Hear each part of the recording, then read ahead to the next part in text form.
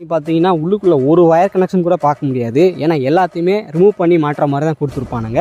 நம்மக்கிட்ட பேட்ரி கிடையாதா, அதனால் நம்ம எப்பயும் போல் அந்த யூஎஸ்பி கேபிள் இருக்குல்ல, அதில் வர்ற ப்ளஸ் மைனஸை இது கொடுப்போம். ஏன்னா ராஜாஸ்ட்ரி அதுக்கப்புறம் A2T இவங்கெல்லாம் பார்த்தீங்கன்னா ஃபோனை வந்து சரி பார்க்குற அளவுக்கு ஒரு சில டிவைஸ் வச்சுருக்காங்க. நான் அவங்க வீடியோவில் பார்த்தேன். ஒரு கோஆப்ரேஷன் பண்ணி பண்ணுவோம்.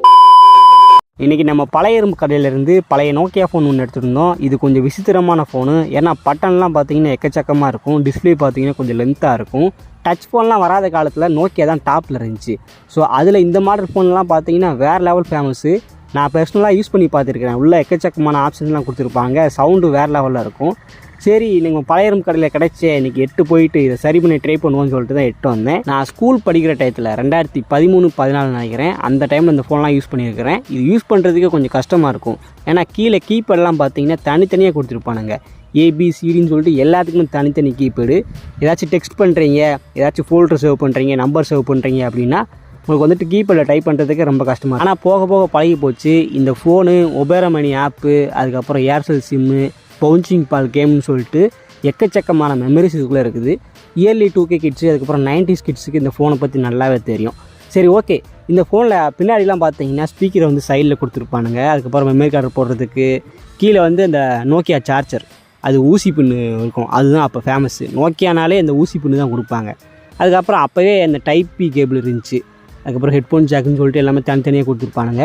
கேமரா பார்த்தீங்கன்னா 2 MP தான், ஆனால் அதுவே ரொம்ப குவாலிட்டியாக இருக்கும். பழைய இரும்பு கடையில் எடுக்கும்போது முன்னாடி கொஞ்சம் பட்டனை காணும், அதுக்கப்புறம் பின்னாடி வந்து இந்த மூடியை காணும், பேட்டரியை காணும். இதில் முக்கியமான ட்ராபேக் வந்து அந்த பேட்டரி தான். ஏன்னா இப்போயும் நோக்கியா வந்து ஒரு சில பட்டன் ஃபோன் ரிலீஸ் பண்ணிகிட்டு இருக்காங்க.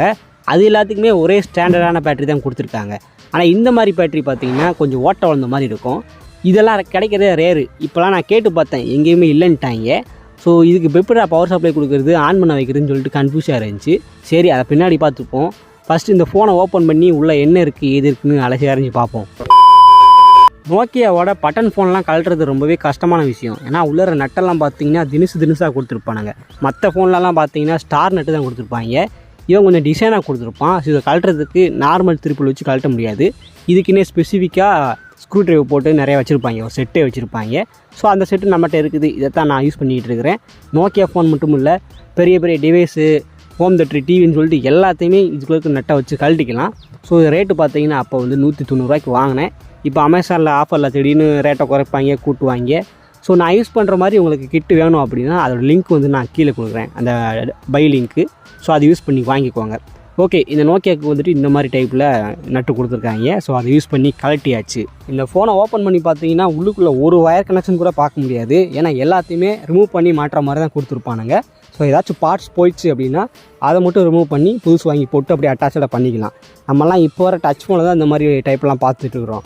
ஆனால் நோக்கியா பார்த்தீங்கன்னா அவன் ஆரம்பத்தில் ரிலீஸ் பண்ண 11 சம்திங்னு ஒரு ஃபோன் இருக்கும் பார்த்தீங்களா, அதுலேருந்தே இந்த மாதிரி பட்டனை தான் ஃபாலோ பண்ணிட்டு வரான். ஸோ எல்லாமே ரிமூவ் பண்ணி மாட்டுற மாதிரி தான் இருக்கும். அதனால தான் பார்த்தீங்கன்னா அந்த நட்டு வந்து இவன் டிஃப்ரெண்டான டைப்பில் கொடுத்துருக்கான். அவ்வளோ ஈஸியாக கழட்ட முடியாத அளவுக்கு டைட்டாக போட்டு கொடுத்துருப்பாங்க. ஸோ இதுதான் அவங்க வந்து நட்டு தினுசாக கொடுக்கறதுக்கு ஒரு எக்ஸாம்பிள். ஒரு இது ஃபார்முலா என்ன இன்னைக்கு ரொம்ப ஜாம் ஆகுது. இந்த ஃபோனில் பார்த்தீங்களா டிஸ்பிளே தனியாக வந்துருச்சு, அப்புறம் பட்டன் தனியாக வந்துருச்சு, மேலே ஸ்பீக்கரு, மைக்கு, அப்புறம் சார்ஜரு, அந்த ஹெட்ஃபோனுன்னு சொல்லிட்டு எல்லாமே தனித்தனி தான் கொடுத்துருப்பாங்க. இழுத்தோடனே வந்துடும். இது வந்து சால்ட்ரிங்லாம் பண்ண தேவையில்ல, சும்மா அப்படி டக்குன்னு மாட்டி விட்டாலே போதும், செட் ஆகிக்கும். ஓகே, இப்போ உள்ளுக்குள்ளே என்ன இருக்குன்னு பார்த்தாச்சு. இந்த ஃபோனை வந்து நம்ம ஆன் பண்ண ட்ரை பண்ணி பார்க்கலாம். நம்மக்கிட்ட வந்து பேட்ரி கிடையாது. ஆனால் கூகுளில் பார்த்தேன் 3 பின்னு கொடுத்துருக்காங்க, இதில் எது ப்ளஸ் மைனஸ்ன்னு சொல்லிட்டு. ஸோ அதை கூகுள் மூலமாக இதை கண்டுபிடிச்சிட்டேன். ஃபஸ்ட்டு 2 இருக்குல்ல, அதுதான் ப்ளஸ் மைனஸு. ஸோ நம்மக்கிட்ட பேட்ரி கிடையாதா, அதனால் நம்ம எப்பயும் போல் அந்த யூஎஸ்பி கேபிள் இருக்குல்ல, அதில் வர்ற ப்ளஸ் மைனஸை இது கொடுப்போம். ஏன்னா யூஎஸ்பி கேபிளில் வந்துட்டு 3.7 volt to 5 voltக்குள்ளே வரும். இந்த ஃபோனுக்கு வந்து அபவ் 3.0 volt to 7 voltக்குள்ளே இது ஓகேவாக இருக்கும். எல்லா பட்டன் ஃபோனுக்குமே அந்த சவுக்கர் பட்டன் தான் power on button. So power supply கொடுத்துட்டு நம்ம ஆன் பண்ணி பார்த்தா டிஸ்பிளேவும் ஆன் ஆக மாட்டேங்குது. ஆனால் சென்டரில் இருக்க லைட்டு மட்டும் எரியுது, அந்த கீபேடு லைட்டு மட்டும். இது என்ன கதைன்னு தெரியல. அதான் எனக்கு ஒன்றும் புரியல. டிஸ்பிளேவை கலட்டினமே ஒரு வேளை அந்த ஸ்டிப்பை ஒழுங்காக மாட்டாமல் விட்டுருப்போம்னு நினச்சிட்டு அதையும் டைட்டாக மாட்டி விட்டு அதுக்கப்புறம் பவர் ஆன் பண்ணி பார்த்தேன். அப்போயும் பார்த்தீங்கன்னா நமக்கு அந்த கீபேடில் மட்டும்தான் லைட் எரியுது, தவிர டிஸ்பிளேல ஒன்றையும் காணும். என்னங்க எனக்கு ஒன்றுமே புரியல. அதுதானப்பா எனக்கும் புரியல. இந்த ஃபோனோட டிஸ்பிளே, அதுக்கப்புறம் கீபேடு, மதர் போர்டெல்லாம் வெளியிலேருந்து பார்க்கும்போது எந்த வித டேமேஜும் இல்லை, இஷ்யூ இல்லாமலே தெரியுது. பட் மதர் போர்டுக்கு உள்ளர பார்த்தீங்கன்னா ஏதாச்சும் ப்ராப்ளம் இருக்கலாம்.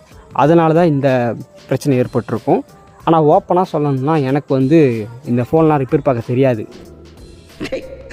என்கிட்ட வந்து சால்ட்ரிங் பண்ணுற மிஷினு, அதுக்கப்புறம் மல்டிமீட்ரு, இந்த 2 தான் இருக்குது. இந்த 2 வச்சுக்கிட்டு தான் பழைய கடைக்கு போயிட்டு ஏதாச்சும் ஓடாத டிவைஸ் எடுத்து என்னோடய இன்ஜினியரிங் அறிவை வச்சு அதை சரி பார்த்து வீடியோ போட்டுட்ருப்பேன்.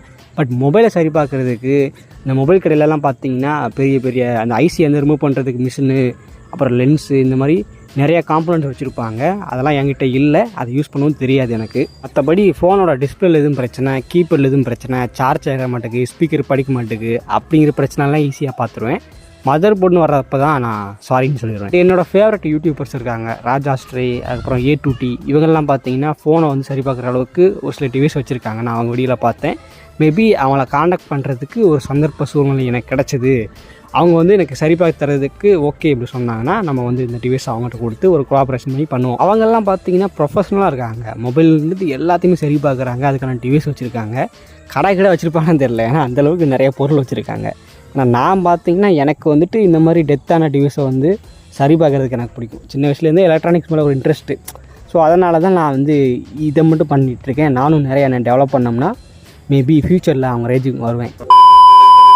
இந்த ஃபோனை வந்து ஒர்க்காக வச்சிடலாம், உங்களுக்கு உள்ளே இருக்கிற நிறைய ஆப்ஷன்ஸை காட்டலாம்னு நினச்சேன். பட் அன்ஃபார்ச்சுனேட்லி ஃபோன் வந்து ஆன் ஆகலை.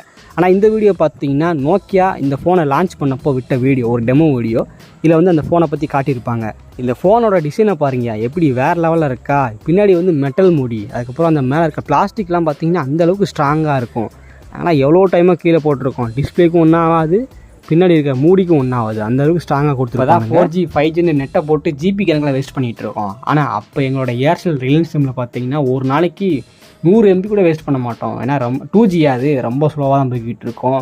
தமிழ் வேறு இந்த மாதிரி வெப்சைட்லாம் இருக்குது, அதெல்லாம் நாங்கள் பாட்டெலாம் ஏற்றுவோம். ஸ்டார் மியூசிக்கு, தமிழ் வேறுன்னு சொல்லிட்டு அப்போ பாட்டை ஏற்றிட்டு நாங்கள் வந்து பக்கத்து வீட்டு அண்ணாக்கு எங்களெல்லாம் கொடுத்துட்ருப்போம். அதெல்லாம் ஒரு காலம். நிறையா மெமரிஸ் இருக்குது இந்த ஃபோனுக்குள்ளே. நோக்கியா ஃபோனுனாலே மெமரிஸ் தான். ஸோ இப்படிப்பட்ட ஃபோனை வந்துட்டு இன்றைக்கி எடுத்து எப்படி போயிடுச்சு. ஸோ இதை சரி பண்ணோம்னா நான் கண்டிப்பாக வந்துட்டு நான் கொலாபரேஷன் வீடியோ போடுறேன். ஸோ அது வரைக்கும் தேங்க்ஸ் ஃபார் வாட்சிங். இந்த மாதிரி ஏகப்பட்ட வீடியோஸ், பழைய கடையிலேருந்து வேஸ்ட்டான பொருள் எடுத்து அதை சரி பண்ணி போட்ட வீடியோஸ்லாம் நம்ம சேனலில் ஏகப்பட்டது இருக்குது. ஸோ பார்த்துட்டு நம்ம சேனலை சப்ஸ்கிரைப் பண்ணி சப்போர்ட் பண்ணுங்கள். எதுக்கு இதெல்லாம் சொல்லிகிட்டு இருக்கேன்னா, வியூஸே போக மாட்டேங்குது. நம்மளும் ஹார்ட் ஒர்க் பண்ணி நல்லா போட்டுக்கிட்டு இருக்கிறோம், வியூஸ் கம்மியாக தான் போய்கிட்டு இருக்கேன். அதனால் நான் கேட்குறேன். So thanks for